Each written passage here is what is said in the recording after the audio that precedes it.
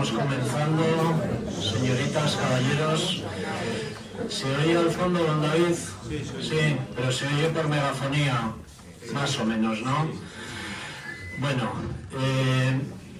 yo estoy muy contento hoy de la visita que tenemos, de poder presentarles a doña Conchita Martín, doña María Sangil, y de la oportunidad de recibirlas aquí y de escucharlas.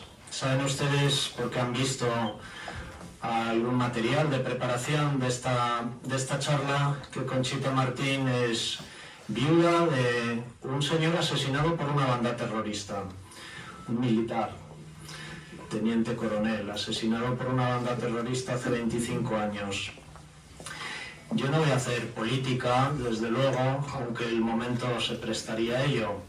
El momento se presta, pero el lugar no. Un colegio no es un sitio para hacer política. Pero sí que es un sitio para enseñarles a ustedes a pensar. Enseñarles a pensar, insistirles en que nadie les diga lo que tienen que pensar y enseñarles a buscar y conocer la verdad. Para esto sí está un colegio y por eso hoy están aquí María y Conchita. No quiero robar tiempo a la ponente, pero quisiera insistirles en una idea. Piensen ustedes que hasta hace muy poco las legislaciones estaban para regular el comportamiento de las personas. Lo que se puede hacer, lo que no se puede hacer para garantizar sus derechos, libertades, seguridad. Ahora no, ahora se ha dado un paso más. Ahora las leyes están para regular el pensamiento de las personas. Y esto es de una gravedad enorme. Ahora las leyes nos dicen lo que podemos hacer y también lo que tenemos que pensar. Y si yo pienso otra cosa, estoy cometiendo un delito. Esto es de una gravedad que es tremenda. Y también están las leyes para una nueva función. Decirnos lo que tenemos que pensar de la historia y escribir la historia. Ocurre que hay una historia que es muy reciente. A muchos de nosotros no nos la tiene que contar nadie. Desde luego a María y a Conchita tampoco se la tiene que contar nadie. Yo les invito a ustedes a que se atrevan a escuchar a los que la han vivido y sobre todo que se atrevan a escuchar a los que la han sufrido. Conchita, estamos encantados, te escuchamos con enorme interés. Empiezo yo. Vale. Buenos días. Yo soy Conchita Martín, efectivamente. Soy una víctima del terrorismo de ETA. Yo querría dar las gracias al colegio por querer que vengamos a explicaros la verdad de ciertas situaciones en las que nos hemos visto inmersas, ¿no? Y al CEU, que es quien nos trae. Y os preguntaréis, ¿y qué pintan en un colegio las víctimas del terrorismo? Pues una razón muy clara, porque aquí es donde venís a formaros. Aquí no solo os formáis en conocimientos académicos, aquí os formáis también moralmente como personas, como ciudadanos. Y es aquí donde se viene a contar nuestra verdad para que sea verdad en vosotros. Cuando uno aprende, no se engaña, no es fácilmente engañable. Por lo tanto, como ha dicho el director, formaros para ejercer la verdad. Por eso venimos las víctimas del terrorismo a los colegios. Y por esa razón, en algunos colegios no quieren que vayamos, pero nosotros insistimos. ¿Qué es el terrorismo? El terrorismo no es una guerra, no es la guerra de Ucrania, ni la guerra que están manteniendo Israel y Palestina. El terrorismo es ir contra la población civil, como hizo Hamás cuando atacó a Israel. Claro, ahora ya son dos ejércitos en medio. El terrorismo se formó para imponer por la fuerza una idea política. ¿Qué es lo que busca el terrorista? Pues sobre todo un impacto. Era mucho mejor poner una bomba en unos trenes o en el Corte Inglés, que cogiera a la mayor parte de la gente, porque eso divulgaba mucho más sus razones. Las razones del terrorista son siempre políticas, por lo tanto no son democráticas. Quieren imponer por el miedo una idea política, a veces económica también. Por lo tanto, USA no es una guerra, porque no se declaran la guerra, no son dos ejércitos enfrentados. Son una panda de delincuentes que buscan un objetivo y lo tumban. Y no les importan las consecuencias. Han asesinado a 9 o 10 niños, de una tacada 9. En un atentado contra un cuartel de la Guardia Civil, pero otros han muerto yendo con sus padres en el coche o al colegio, o porque al pasar por la calle le dieron una patada a una mochila que contenía una bomba. El terrorista siempre actúa con clandestinidad. Veréis, no solo nosotros hemos padecido terrorismo, muchos países europeos, y no digamos de Hispanoamérica, han padecido terrorismo. Por ejemplo, Alemania, que ahora la vemos tan estable, tan unida. Alemania tuvo una banda terrorista comunista. Por lo tanto, hay distintas versiones del terrorismo, sin necesidad de aprendérselas. La marxista-leninista, que eran las brigadas rojas en Italia, que eran comunistas, y las FARC, y la banda Hoffermayer en Alemania. La islamista, que es la que tenemos actualmente atacándonos, ¿no? Y poniéndonos en peligro, que tiene una idea religiosa, destructiva. Y la nacionalista. Esa es la nuestra. Los nacionalismos creaban grupos terroristas que obligaban por el pretexto de la independencia de los pueblos. Ahí podemos englobar a ETA, principalmente a ETA. Grapo era comunista, era otro grupo terrorista. Y el IRA en Irlanda. Habréis visto películas del IRA, porque el IRA ha producido mucha producción muy romántica, porque luchaban por la independencia de Irlanda, la dependencia que tenía de Inglaterra, pero claro, matando, no parlamentando. De entre todos estos terrorismos que yo os he contado, solamente supervivieron los nacionalistas, el IRA y la ETA. ¿Y cómo es posible que, siendo nosotros países de la Unión Europea, igual que Alemania, igual que Italia, tuviéramos más tiempo esos grupos terroristas por una razón vergonzante, porque les apoyaba la población? El IRA, cuando mataba a uno que era protestante simplemente en Irlanda del Norte, que era pro-británico, la población le escondía. No era tan malo. Y ETA, el País Vasco, la población, les siguen amparando.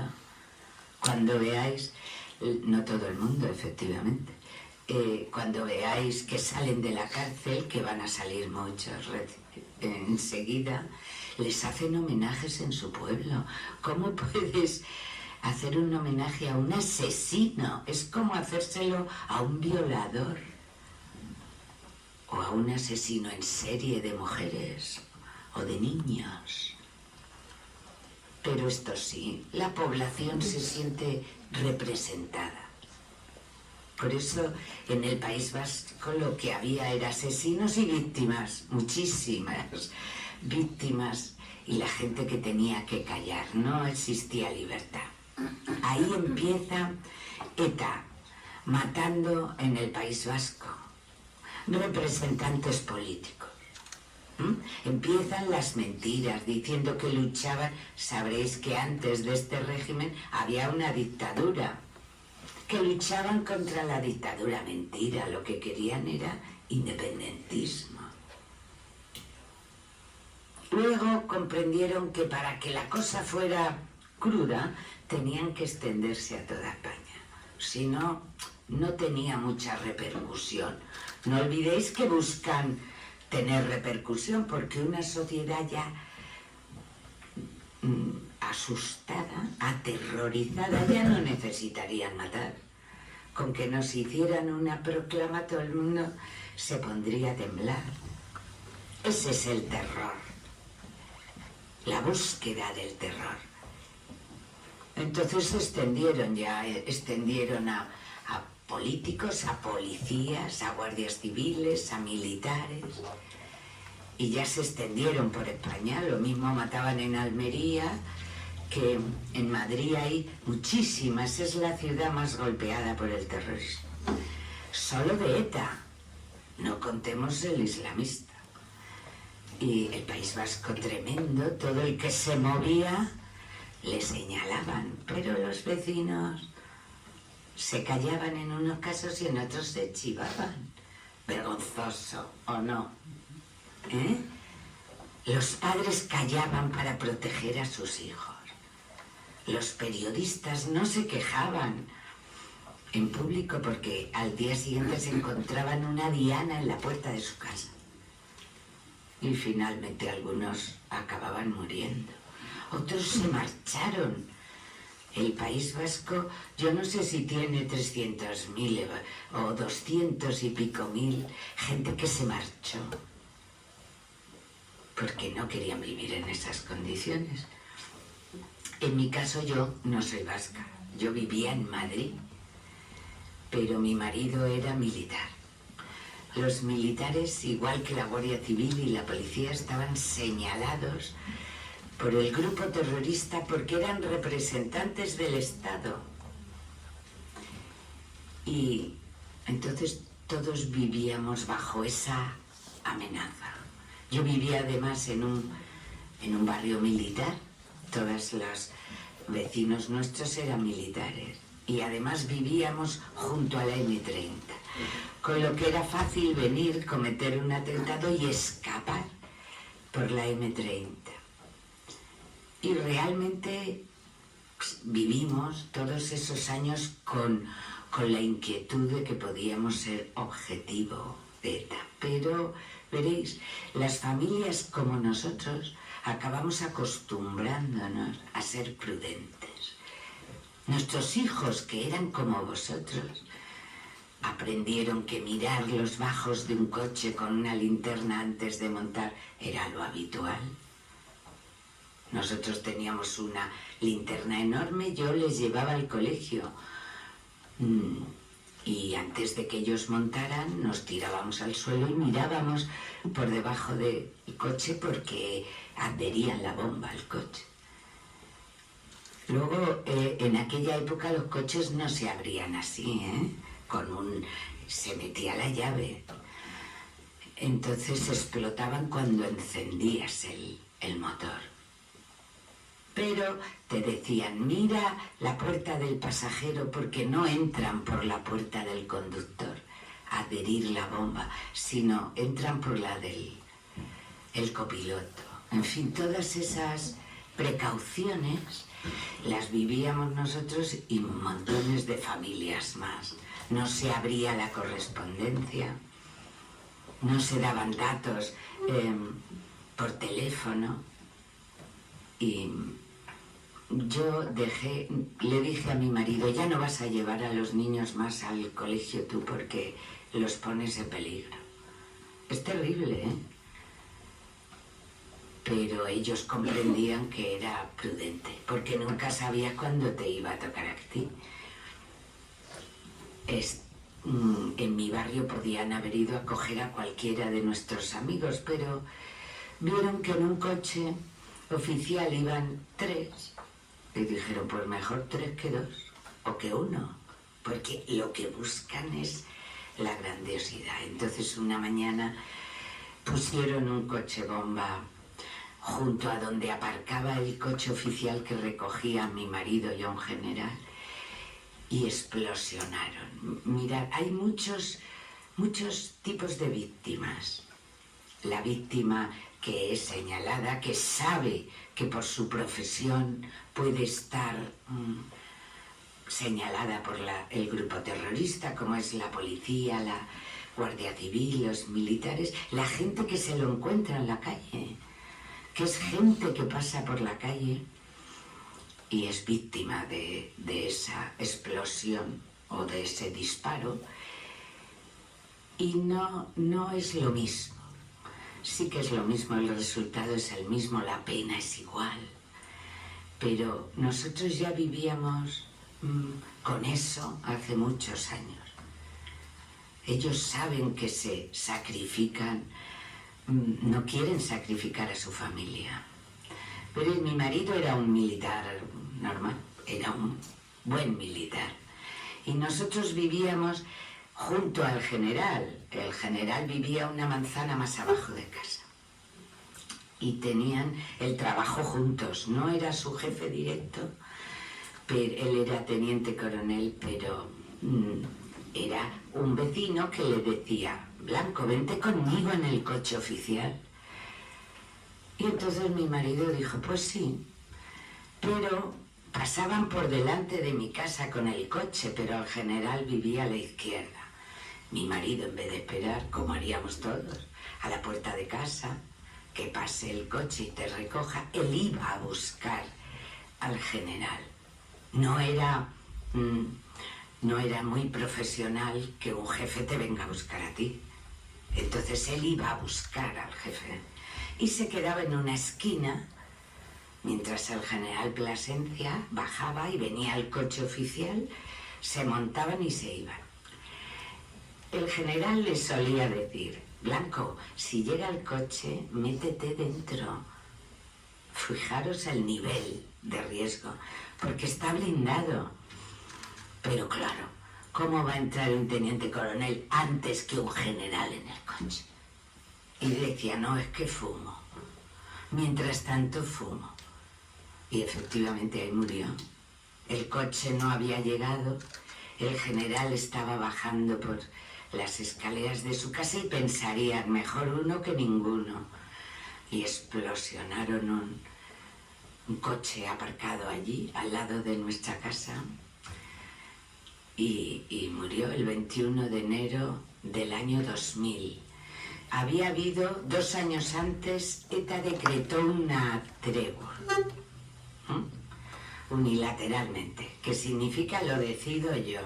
No me pongo de acuerdo contigo, lo decido yo. Os voy a perdonar la vida por ahora. Y durante 2 años estuvimos tranquilos. Pero llegó un momento en que ya no se podía parlamentar con ellos porque pedían presos. Querían que los presos salieran a la calle y el gobierno no estaba dispuesto. Y rompió la tregua. La primera víctima, si la rompieron en noviembre, en enero fue la primera víctima y fue mi marido. Bien, ¿y cómo se vive a partir de ese momento? Aunque estábamos preparados, aunque sabíamos qué consecuencias podía tener eso, pues eso revuelve totalmente, destroza la familia. La mayoría de las veces los hijos son niños. Particularmente yo tenía uno de 10 años y una niña de 15. Todo un problema para una madre, un reto. Porque veréis, esos niños miran a partir de ese momento y ven la peor cara del ser humano. Ya no ven a los demás dignos de conmiseración o de... No.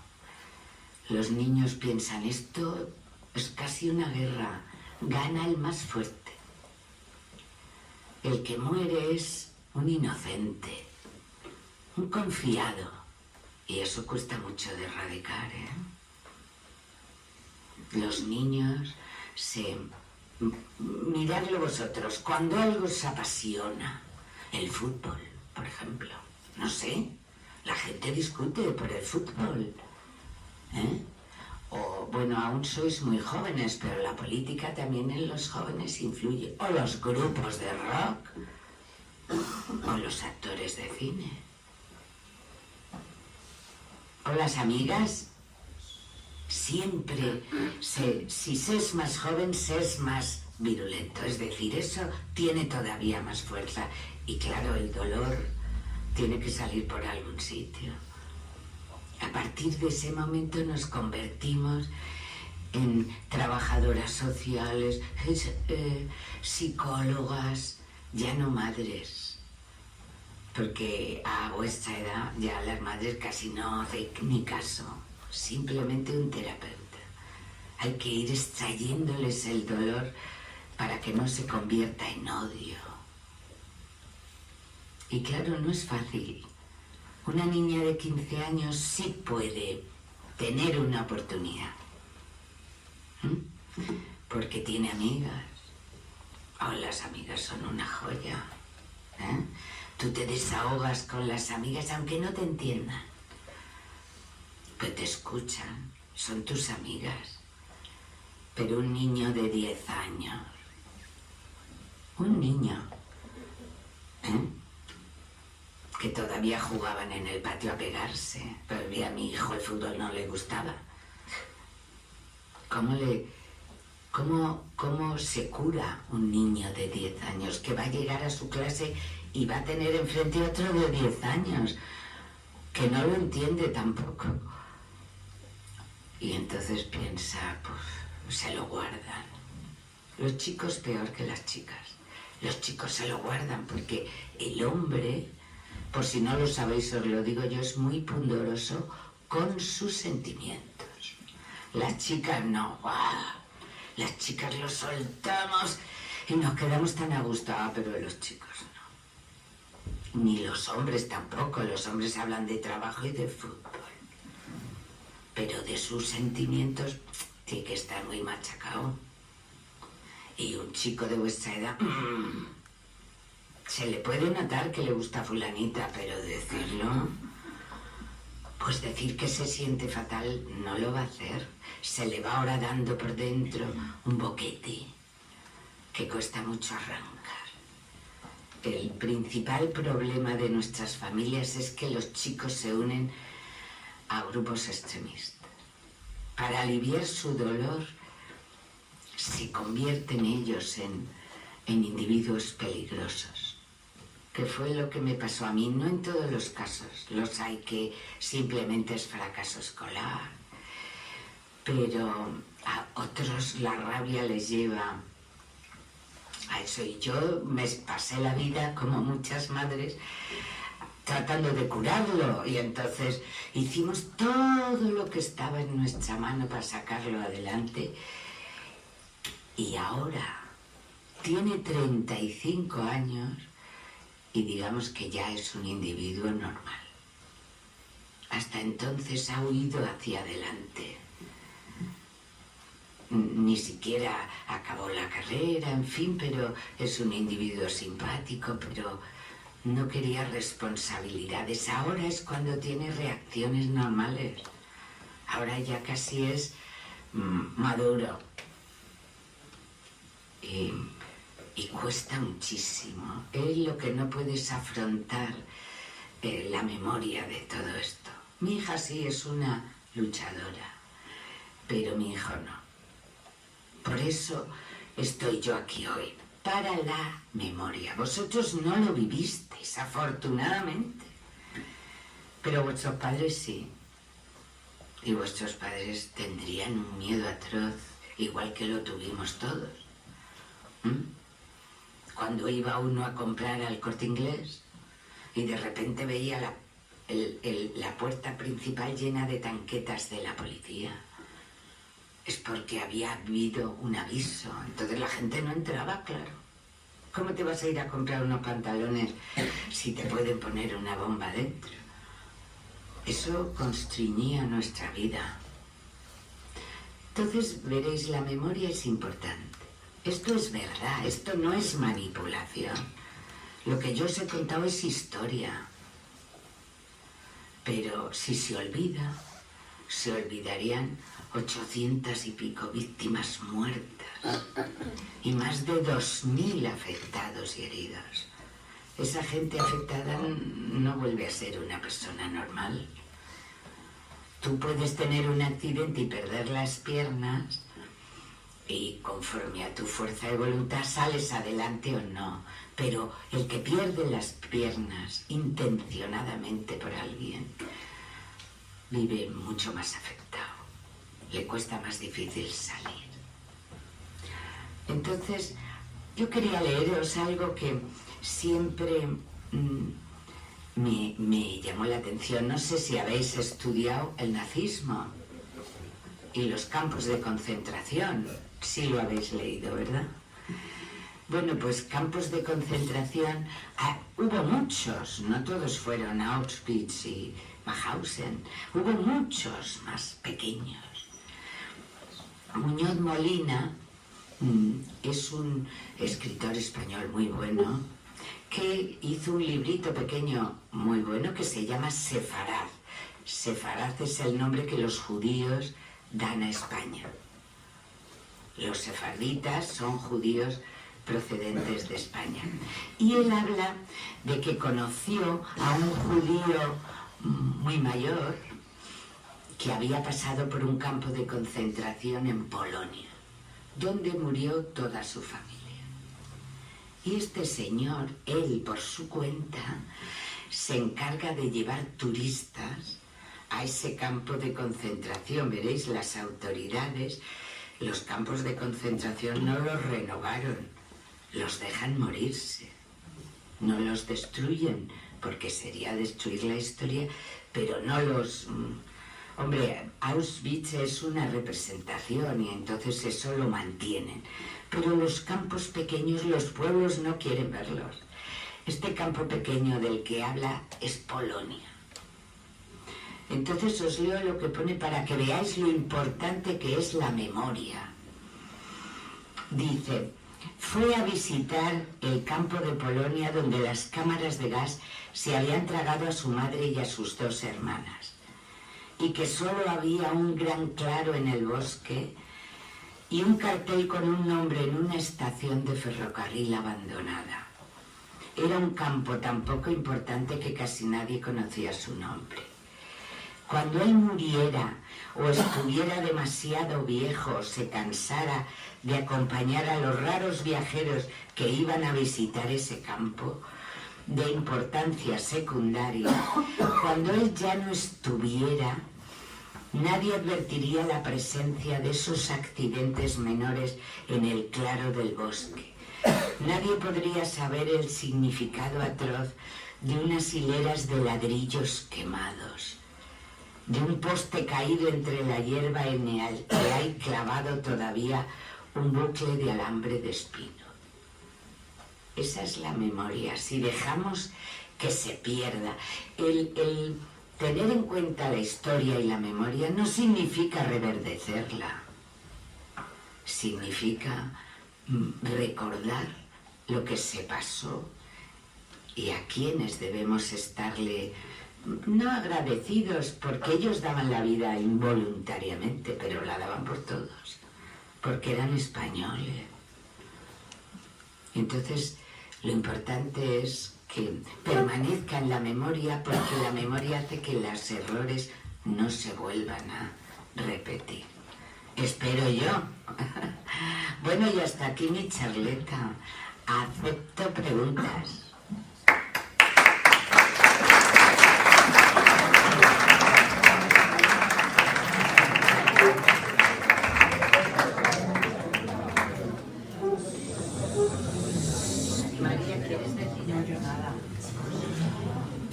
Muchas gracias, Conchita. No sé si tienen ustedes alguna pregunta, alguna inquietud.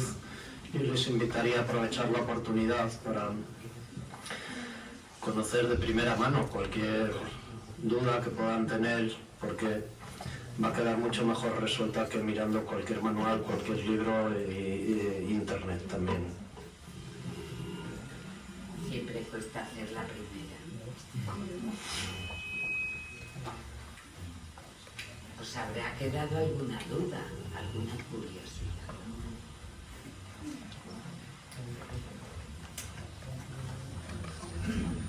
Pues, si nadie se anima, me animo yo. Soy Irene, orientadora de los alumnos. Venía a darte las gracias de corazón, porque yo soy esa otra parte.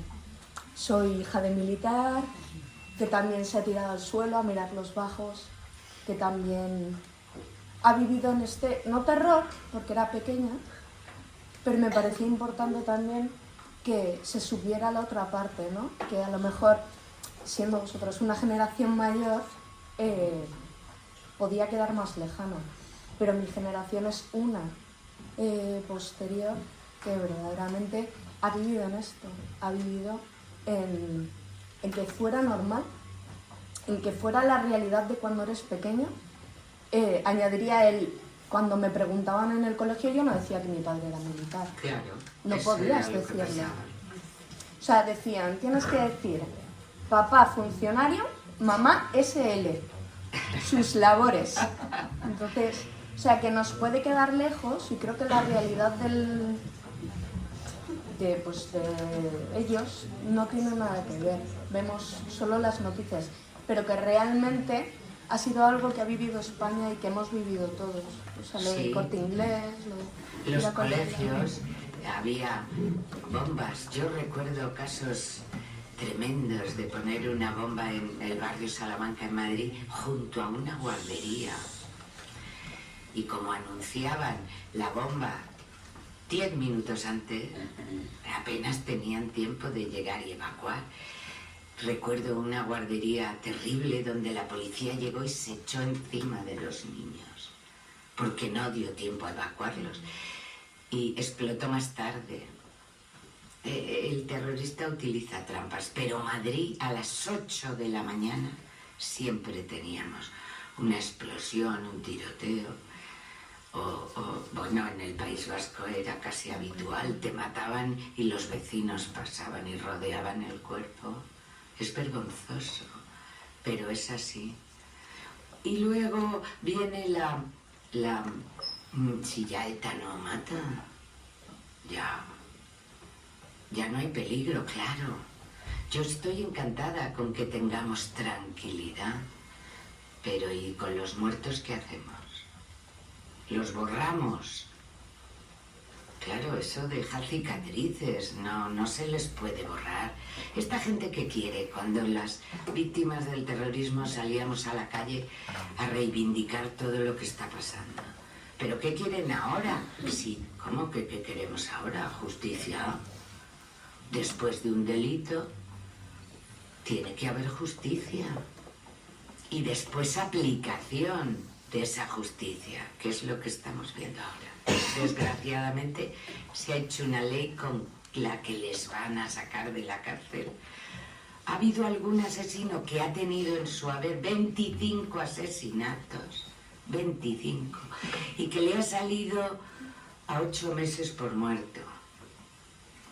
Están fuera en la calle y van a salir ahora, claro, con esta nueva ley. Sin poder hacer nada, porque están juzgados, condenados a 130 y tantos años, como en nuestro caso, 5 individuos, a 130 y tantos años cada uno, y no van a cumplir ni 20. Luego la ley dijo que tenían que cumplir 30, y ahora ya ni eso. Dentro de un año van a salir, a uno le han perdonado 14 años y a otro 18. ¿Cómo se traga? Pues difícilmente.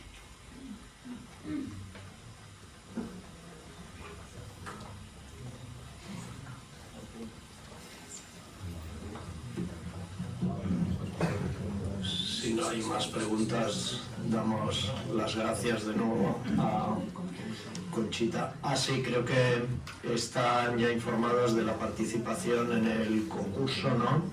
En la actividad. Y se llevan información, ¿no? El tarjetón es sobre el concurso. Pero la información están esperando que se dé aquí. Ah, pues entonces tal vez María nos puede... Bueno, entre muchos colegios de Madrid, casi 20, la idea es, este es el segundo año, como veréis hemos puesto un roll-up de los premios que ya se dieron el año pasado. Entonces la idea es que a raíz de la charla que habéis escuchado de Conchita, que seguro que aunque no hayáis hecho preguntas os ha removido por dentro, porque claro, no es habitual escuchar un testimonio de estas características. Bueno, a raíz de esta charla nos encantaría que hicierais un trabajo que ha supuesto para vosotros el conocer el terrorismo tan de cerca.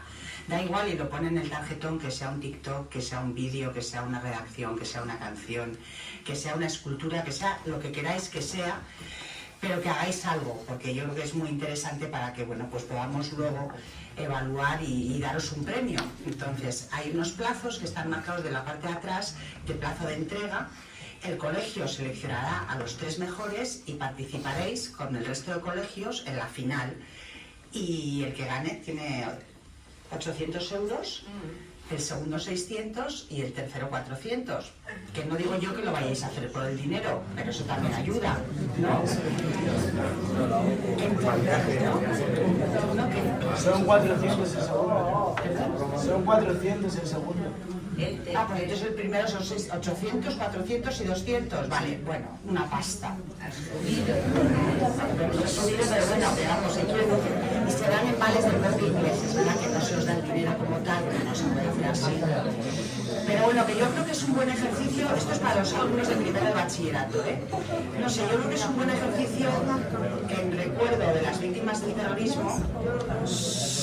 Y es rendirles un poco el honor que se merecen, porque como decía Conchita, vosotros no lo habéis vivido, pero yo también os animo a que hoy cuando lleguéis a casa habléis con vuestros padres, les digáis que habéis tenido el testimonio de Conchita, que habléis con vuestros abuelos, y seguro que os pueden contar cosas que hasta ahora a lo mejor no os han contado, porque es muy difícil de repente contaros cómo vivimos bajo el yugo del miedo y del terror. Pero yo creo que es muy bueno para que habléis con vuestros padres y que luego hagáis ese trabajo, de verdad, que nos parecería estupendo. Así que muchas gracias. Yo me quedo con una duda y es, ha explicado muy bien cómo se resiente la persona, ¿no? Y a partir de entonces, y que eso no vuelve a ser la misma persona, ¿no? En vuestro caso, la víctima del terrorismo. ¿Cómo se resiente la fe en ese momento de la persona? ¿Te aferras? ¿La pierdes? Ah, depende, claro. Si tú la tenías con anterioridad, pues hay gente que en esto las reacciones son múltiples. Nunca sabes cómo vas a reaccionar. Hay gente que era un practicante tremendo que deja de serlo. No sé por qué se le echa a Dios la culpa, pero sí. Hay otros que yo era normal, es decir, tenía un concepto de Dios amplio y bien formado. Y fue uno de mis sostenes. Yo salía adelante apretando los dientes y rezando, pero actuando también.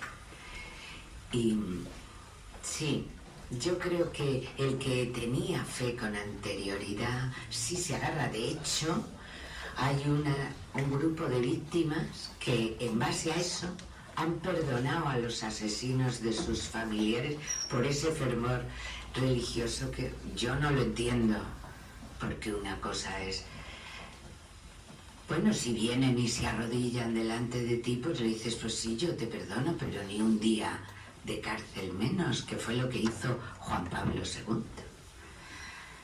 Confesó y perdonó al que intentó asesinarle, pero no pidió a la justicia ni un día menos de cárcel, porque al César lo que es del César. Yo en mi caso fue un apoyo.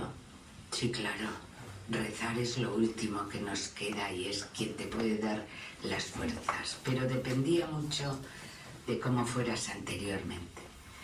Por ejemplo, entre el grupo de mujeres, que es la mayoría de las víctimas vivas, que muchas eran madres, pues ha habido de todo, mujeres fantásticas que se arrugaron para siempre y no han sabido salir adelante o no han podido. Y sin embargo otras más sencillas, que parecía que no iban a, pues han hecho algo importantísimo en su casa, que es ser resistente. El que resiste gana. No son como yo, porque son más sencillas y no quieren hablar en público, pero consiguieron salir con la resistencia y sacar adelante a sus hijos. Dios es un punto importante para quien quiso buscarlo, o quien fue capaz de buscarlo.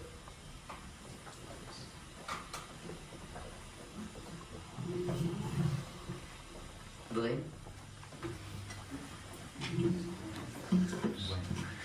Pues terminamos ya dando las gracias por su tiempo, la valentía de su testimonio, a Conchita Martín y a María Sanjil, que hoy la acompañó. Muchas gracias.